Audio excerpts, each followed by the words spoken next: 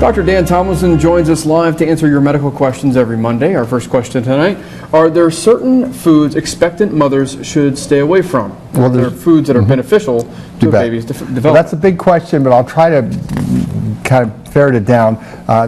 Foods that have mercury in them, and those are basically the bottom-dwelling fish, which are swordfish, tuna, shark, and dolphin. So the only thing really is tuna, and you're not supposed to have more than 4 portions per week of tuna.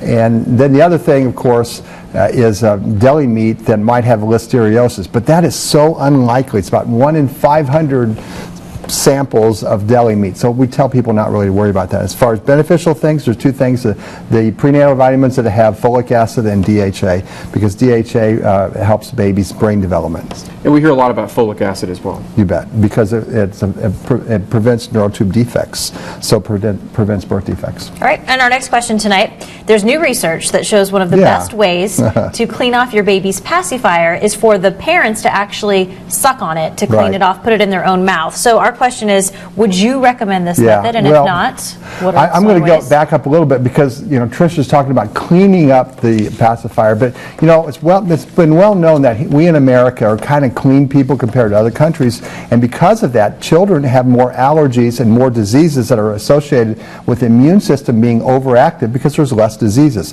Now, what this is really doing is the studies show that there's less asthma and eczema in children when the mothers or the parents will, if you will, fix up the pacifiers, not cleaning it up, but actually giving them their germs so that there's less of an immune response. So it's not an anti-infection kind of thing, it's an anti-allergy strategy, and that has really been in play in the third world, where people really don't have allergies because it's so dirty. They have other problems, but it's kind of an allergy thing, not really an infection thing. You don't want to, we want to expose the children to as much as they can without. Yeah, it's a fine balance. So I guess I didn't really answer that. I'm not so sure. I get it. Yeah, you get it. Okay. All right, thanks, Dr. Dan. And Dr. Dan joins us each Monday to answer your medical questions. If you have a question, you may write or email him at the addresses on your screen. You may also post that question on our News 10 Facebook page. We'll be right back with more News 10 at 5.